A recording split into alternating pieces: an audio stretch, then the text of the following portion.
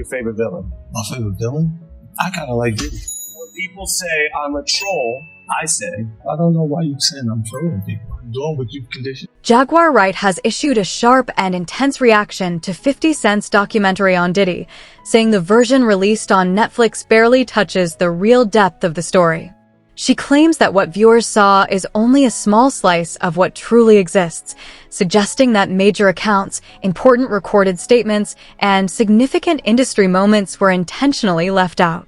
According to her, the deeper material was held back on purpose, and the platform chose not to go further, leaving much of the larger truth still concealed. It was done too well. It left out too many things. So can you speak on Curtis Jackson? 50 Cent said that this is the first one. I'm he said sure. There's hundreds of hours of more footage. I'm sure there was hundreds of hours of shit that was confiscated from all of Diddy's homes in that HSI grade that never made it to the trial.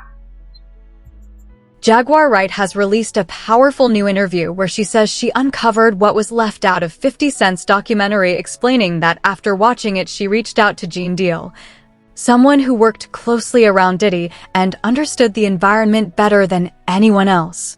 As a former security insider, Gene says he witnessed troubling behavior, pressure, protected circles, and situations that were quietly managed behind the scenes, which made his absence from a project presented as a major reckoning feel impossible to ignore.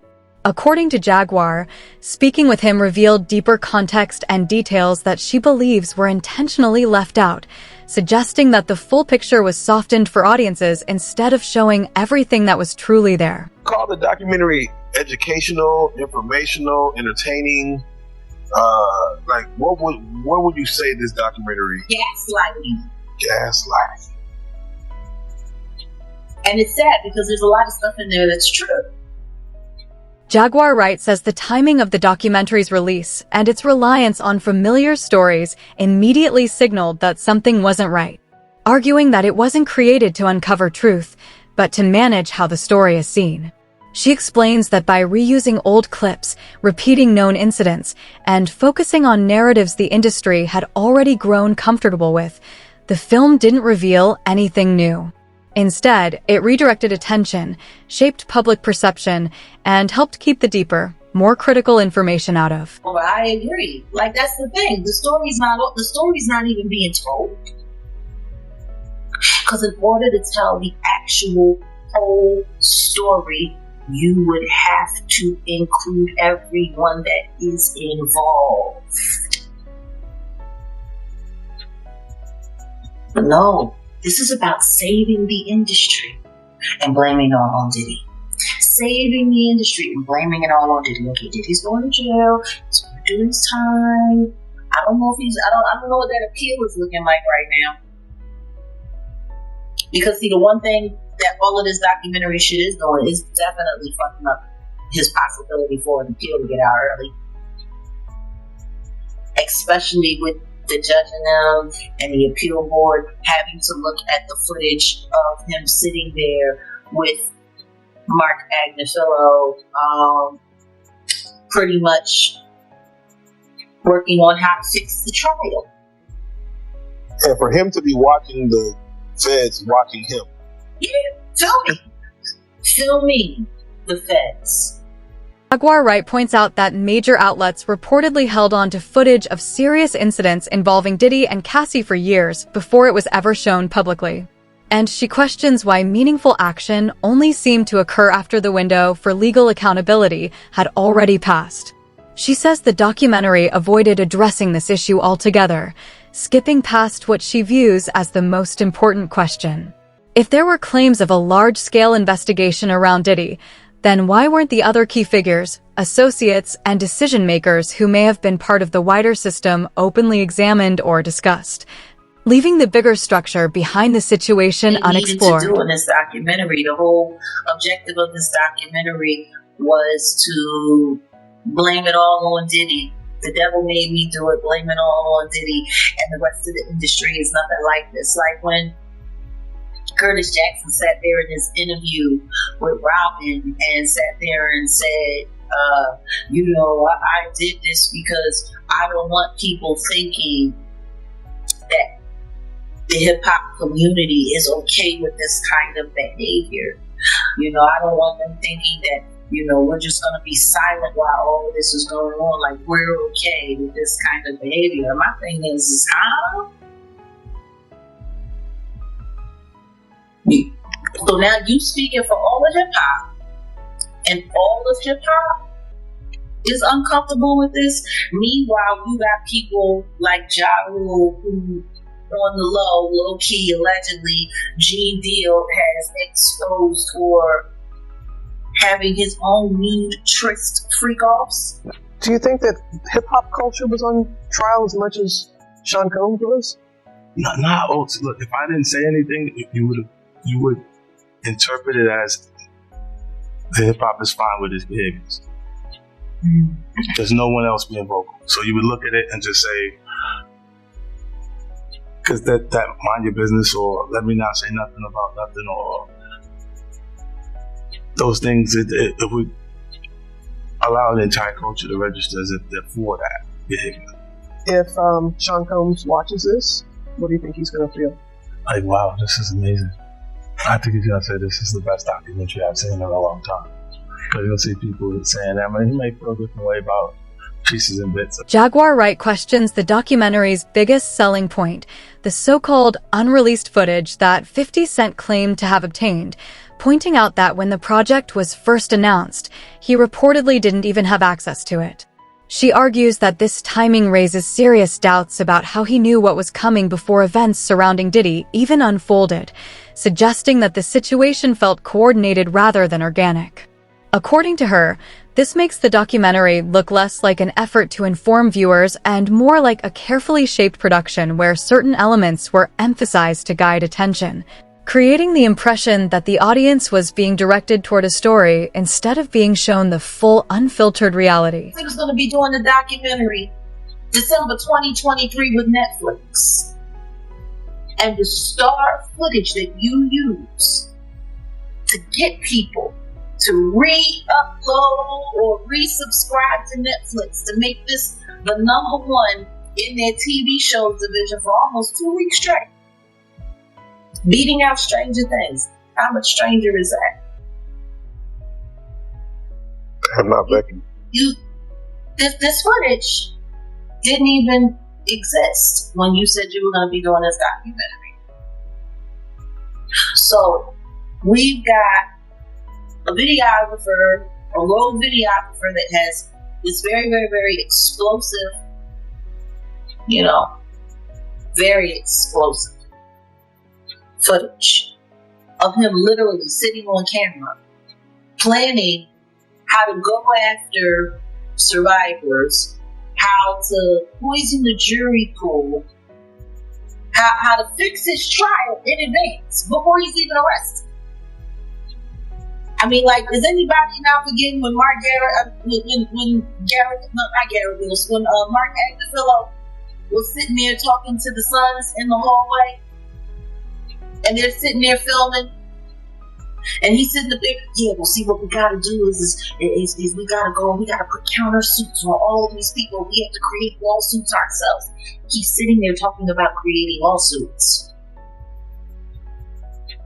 to affect Gene Deal ultimately chose not to participate in the documentary once he realized that 50 Cent didn't actually have full creative control over the project. He was the one who held key records and first-hand insight. And after a lengthy conversation with 50, it became clear to him that decisions about what footage could be used, how compensation worked, and which accounts would be allowed into the final cut were being directed entirely by Netflix and the production team.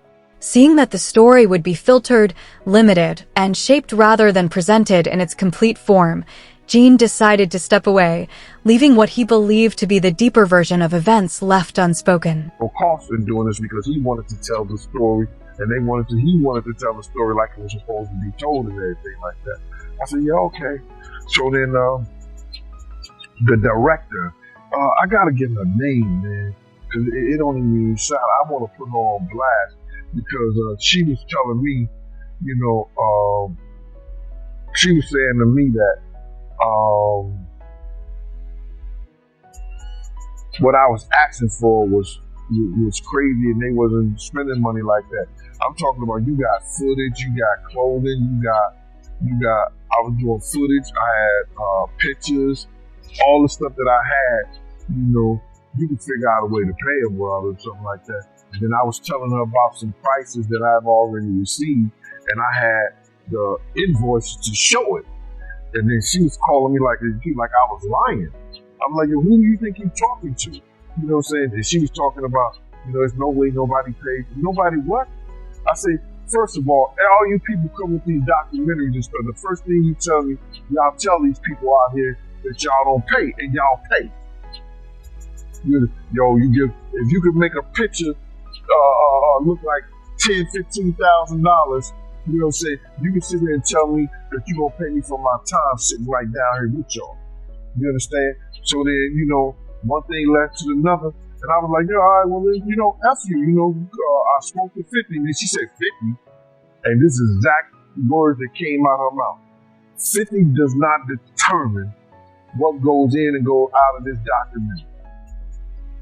And he definitely don't pay. He determine what somebody gets paid. It's not his documentary like that. I was like, oh, so if it's not his documentary and I spoke to him like that, I don't need to be doing nothing with you. Because I'm doing this on the strength of him. But you gonna pay me if I 50 didn't have the power to do anything, but they using his name to push the whole documentary. And that's what it was about. So that's why you don't see a cameo other than the pictures they used of me on the film in the documentary. I got 3 or 4 pictures in the documentary that I've seen of myself.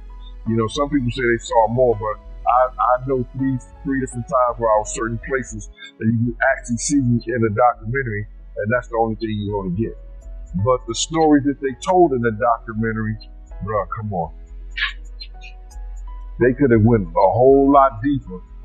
Gene Deals supported everything Jaguar Wright claimed and made it clear that he wasn't simply sharing opinions. He had long kept material to back it up, including recordings, photos, documents, and records gathered over many years. He says he provided this to the production team, but when he requested fair compensation for his time, effort, and the resources he contributed, his concerns were dismissed. According to Gene, it became obvious that they weren't truly focused on presenting the full story. They only wanted someone to appear on camera long enough to fill space, keep viewers engaged, and prevent deeper details from ever reaching the audience. Leading up to him getting arrested, and how you feel about all that, man? Well, what I feel about the documentary, they left a whole lot of key things out. If they was going to do something and they're going to say in the reckoning of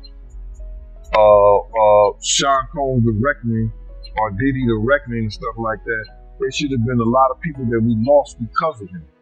You know what I'm saying? It wasn't only Big. It wasn't only Tupac. You understand?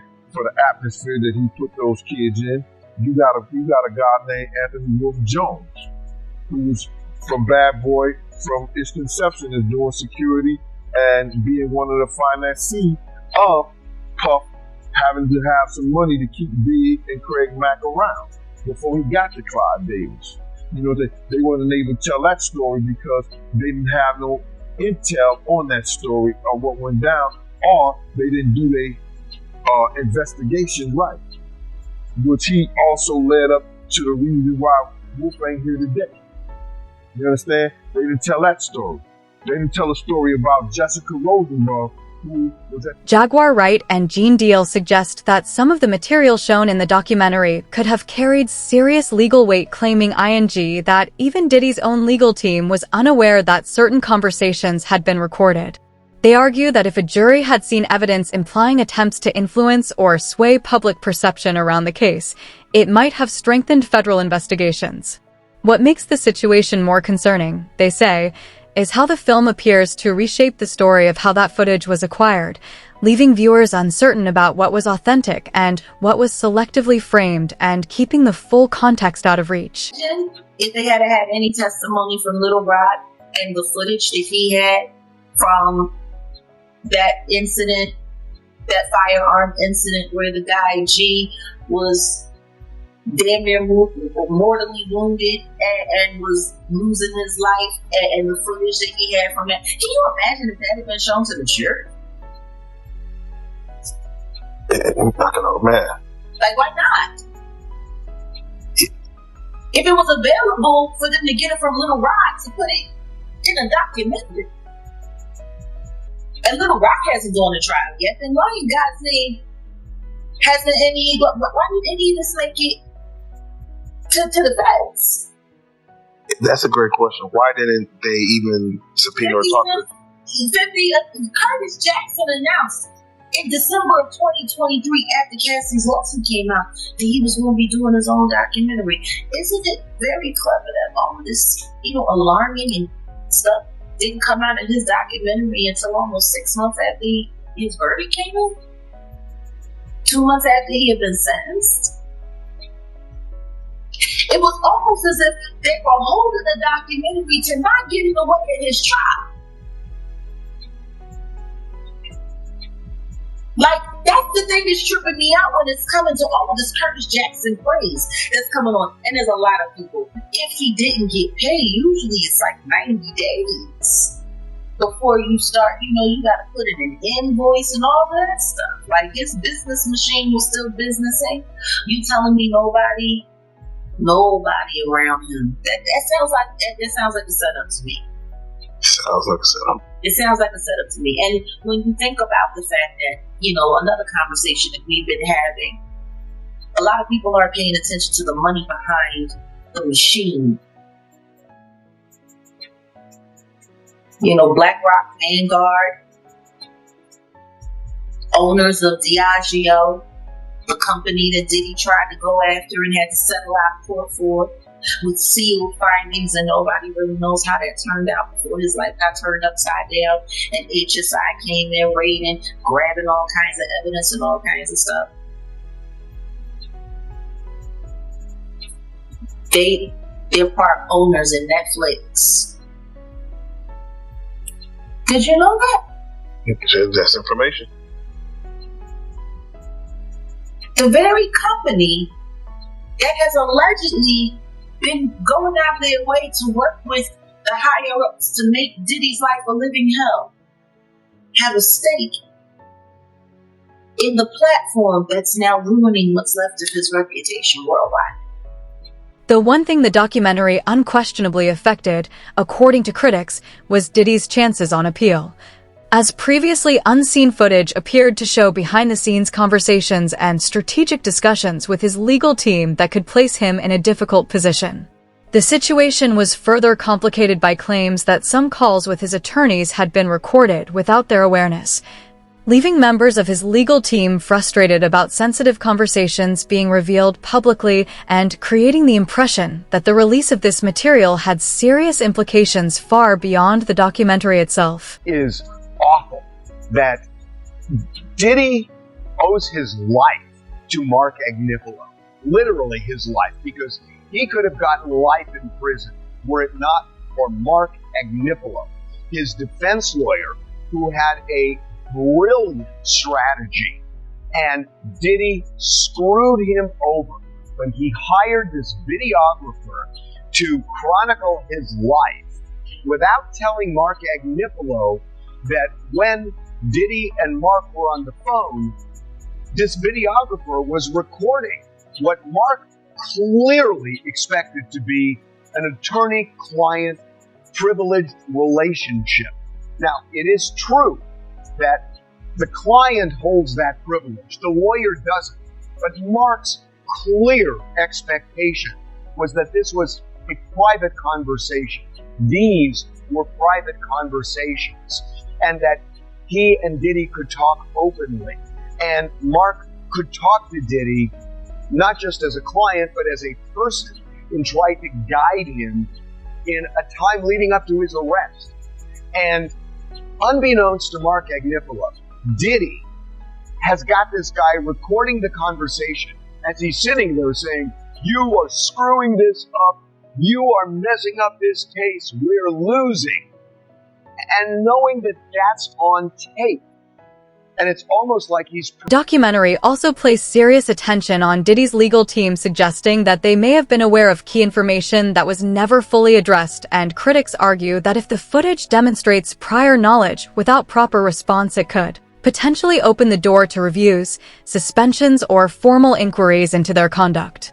According to the narrative presented, Diddy himself allowed this material to be handed over to Netflix, which ultimately placed his own attorneys directly in the public spotlight and raised broader questions about who knew what and how much of it had been kept from view. They should all be under review by the bar associations that they're registered to. All of their licenses should be up for termination. With the shit that we saw in that documentary, with the way Mark Agnifilo was sitting there talking about filing lawsuits, filing fake lawsuits, creating all kinds of hoopla, that shit was on film. Lawyers are supposed to be talking that shit. Yeah, those are strategies that you're not supposed to actually see. Strategies?